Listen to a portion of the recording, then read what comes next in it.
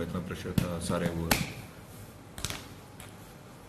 नमस्कार, live time stream में आप सभी का स्वागत है। मैं हूं मनोज ठाकुर। प्रणाम, मेरा नाम है मुकुल देव रक्षपति। आप सभी के बीच में एक बड़ी खबर लेकर आए हैं और बड़ी खबर इन डिटेल लेकर आए हैं। आप लोगों को जैसे जानकारी है कि हिमाचल प्रदेश के मंत्रिमंडल की आज बैठक थी। क्या उस बैठक में हुआ, आप लोगों के बीच में थोड़ी थोड़ी चीजें तो आप लोगों को पता चली ही होगी, लेकिन पूरी डिटेल क्या है, क्या उसमें हुआ है, क्या निर्णय लिए गए हैं, किनको राहत मिली है और किन चीजों पर बात हुई है, वो सबके साथ यहाँ पर आप लोगों के बीच में हम हाजिर हैं। लगभग प्रदेश जो है वो अब खुल चुका है। यहाँ पर लगभग क्या पूरी तरह से ही खुल चुका है। जो सीलिंग्स यहाँ पर थी डेफिनेटली उन्हें भी यहाँ पर हटा दिया गया है। जो प्रेस नोट इस समय पर हमारे बीच में आया है, हालांकि ऐसा हो जाता है कि कई बार प्रेस नोट कुछ आता है और जो डिजास्टर मैनेजमेंट की है नोटिफिकेशन वो कुछ अलग होती है, लेकिन उस प्रेस नोट को ही यहां पर थोड़ा सा एलेबोरेट करेंगे। और ठेकेदारों ने अभी अपनी हड़ताल फिलहाल वापस नहीं ली है, उस पर भी हम यहां पर बातचीत करने वाले हैं। जब हम ठेकेदारों की हड़ताल की बात कर रहे हैं, आपको पता है कि हिमाचल प्रदेश में पिछले कुछ 4-5 दिनों से जितने भी विकासात्मक कार्य थे वो सब रुक गए थे। कारण उसका ये था कि ठेकेदारों की कुछ मांगे थी जो सरकार यहाँ पर पूरी नहीं कर रही थी, उन्हें अनदेखा कर रही थी। उसके बाद उन्होंने सभी काम करना छोड़ दिए, बर्फ हटाने को छोड़कर।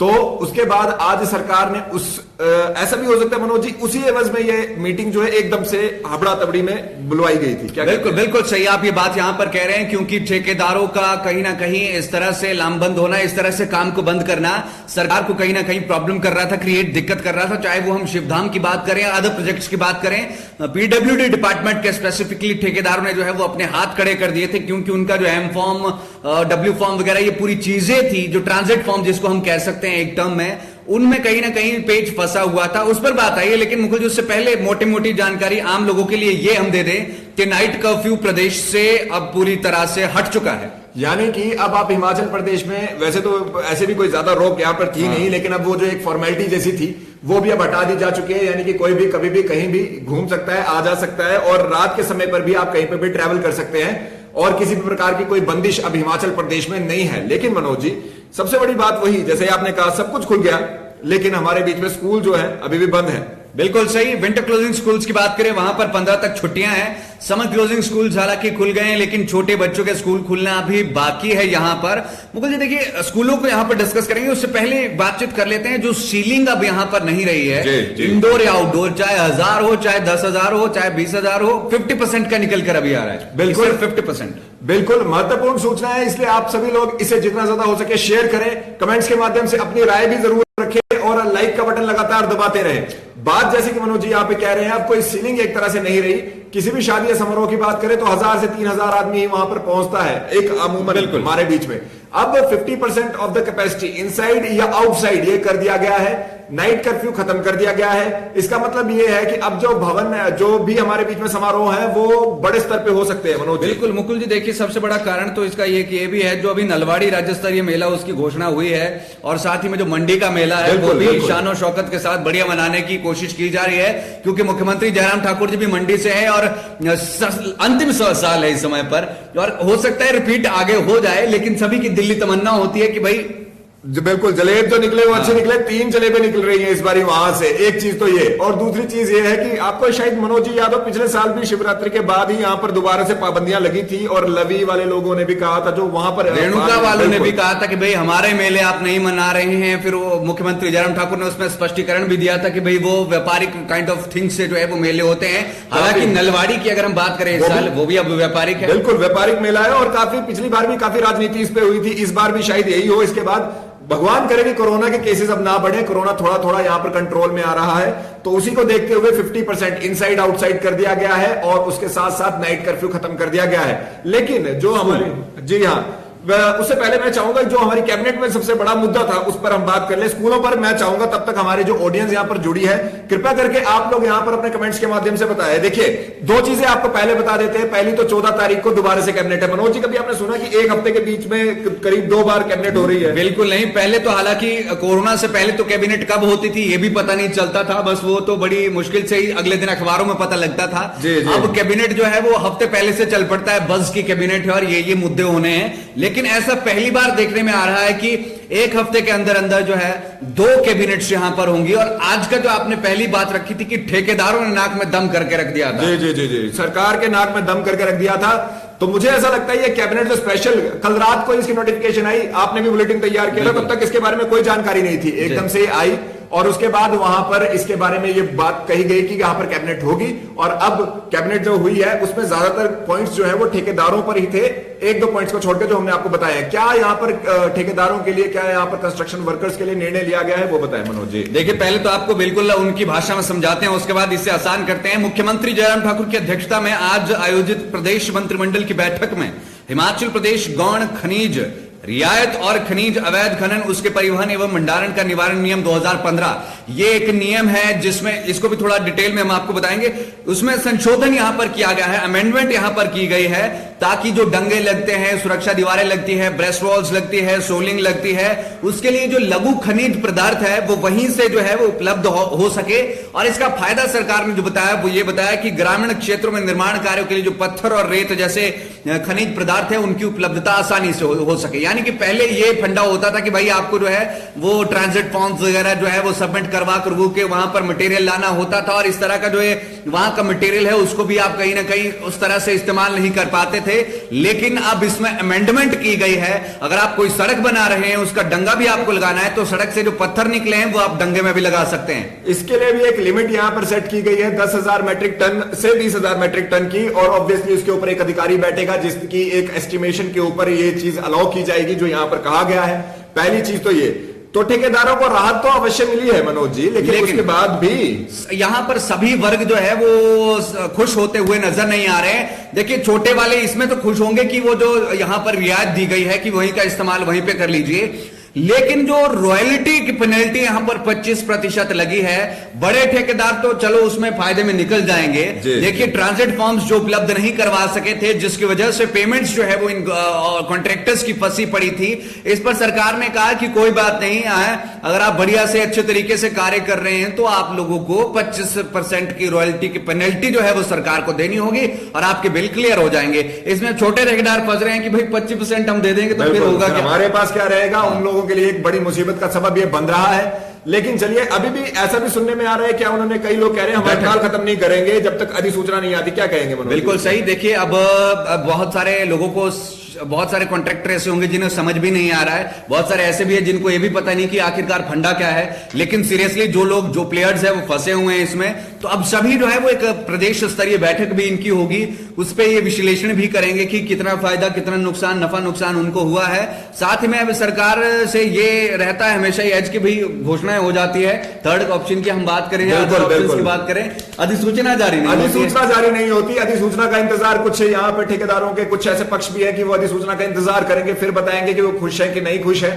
सरकार वैसे सभी लोगों की बातें यहां पर मान रही है, लेकिन एक बात जो मुझे भी खलती है, मेरे अनुसार हमारे ऑडियंस को भी खलती होगी, आपको भी खलती होगी, सब कुछ खुल गया है, चाहे वो शराब के ठेके हो, चाहे बाजार हो, नाइट कर्फ्यू हो, कुछ भी हो, सब खुल गया, शादी समारोह हो, अब तो कोई किसी तरह की कोई अड़चन भी नहीं रही। जब आप 50% कैपेसिटी की बात करें आउटडोर में, वो बहुत ज्यादा होता है। बिल्कुल बिल्कुल। अब बच्चों के स्कूल खोलने का निर्णय लेने के लिए क्या वैलेंटाइन डे का इंतजार हो रहा है, क्या कहेंगे आप? बिल्कुल ऐसा भी हो सकता है जी। देखिए, हालांकि जोक से पाठ है ये, लेकिन 15 तारीख के बाद अब शायद सरकार पूरा मूड बना रही होगी यहां पर कि अब बच्चों के स्कूल खोल दिए जाए, क्योंकि समर क्लोजिंग स्कूल शायद एक साथ ही यहां पर खोलने का निर्णय लिया जाएगा। और मेरे ख्याल से 16 को छुट्टी है, 17 से शायद स्कूल खुल जाएंगे, if I am not wrong about that, और शायद समर क्लोजिंग वाले भी खुल। बिल्कुल, क्योंकि 14 तारीख को जो हमारे बीच में यहाँ पर कैबिनेट की बैठक है, सीधी सी बात आपको दोबारा बताएं, कैबिनेट दोबारा मिलने वाली है 14 तारीख को। आज कैबिनेट की बैठक केवल 1 घंटे की थी, हालांकि थोड़ा सा समय इस पे एक्सटेंड हुआ, 10 बजे से 11 बजे का समय मुकर्रर किया गया था, थोड़ा समय ज्यादा चली, लेकिन उसके बाद भी अभी के लिए ये निर्णय जो आपके पास आए हैं, जैसे कि हमने आपको बताया, मनोज जी ने आपको बताया,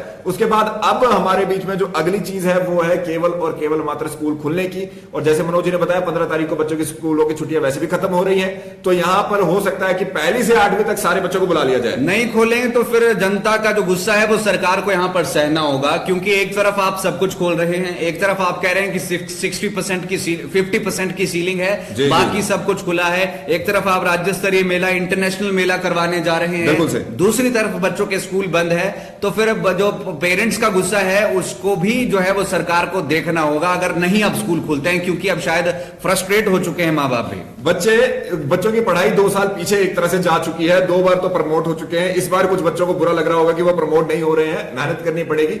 लेकिन बड़ी बात यह रहती है, देश का भविष्य जो है हमारे बीच में बच्चों के ऊपर निर्भर करता है, उनकी पढ़ाई पर निर्भर करता है, कितना अच्छा वो सीखते हैं। तो ये I think it's the right time. आप लोग क्या मानते हैं कि is it the right time to open the school? क्या ये सही समय है कि स्कूल खोल देना चाहिए छोटे बच्चों के लिए? कुछ लोग कमेंट लेना चाहेंगे मनोज जी।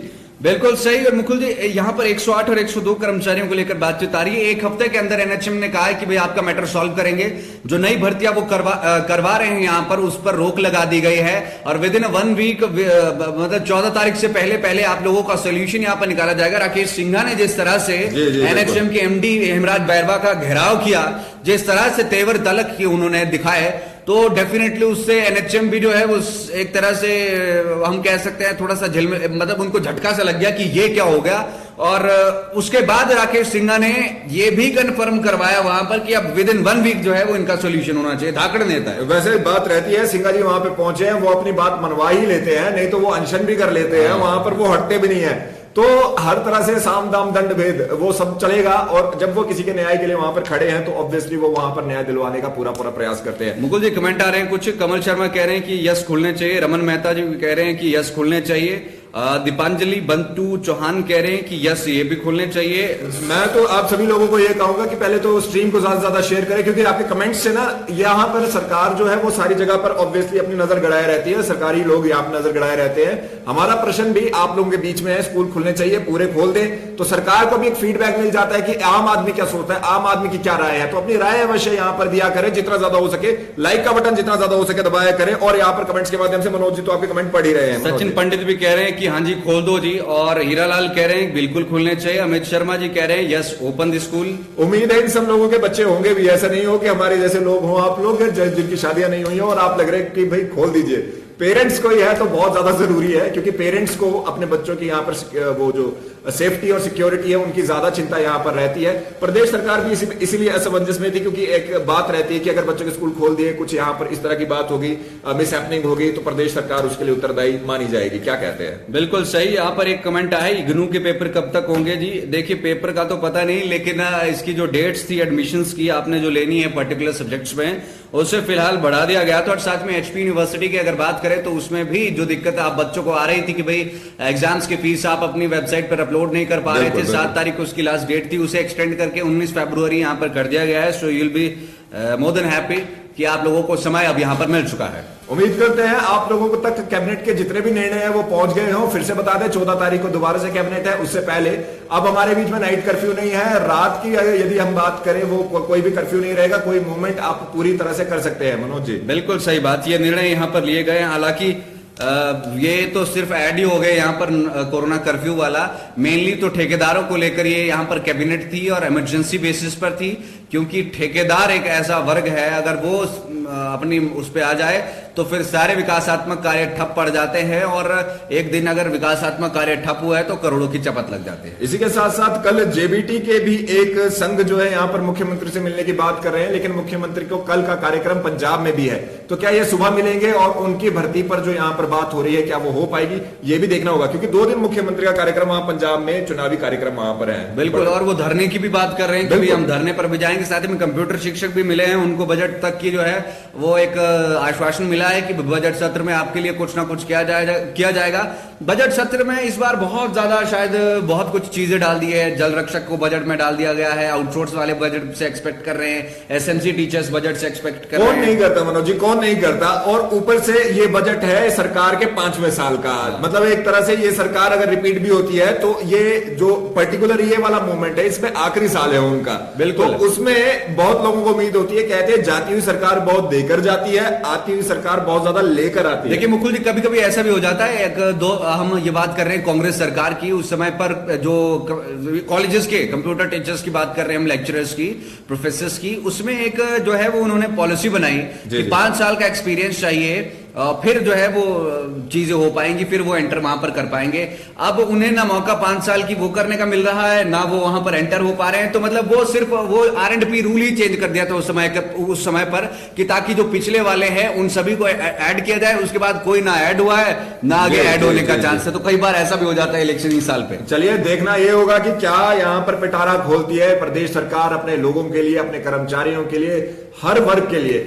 सभी की नजरें वहां पर गड़ी है। मनोज जी कुछ ऐड करना चाहेंगे? बस जी सर, लाइब्रेरी असिस्टेंट की पोस्ट, स्कूल में कोरोना है।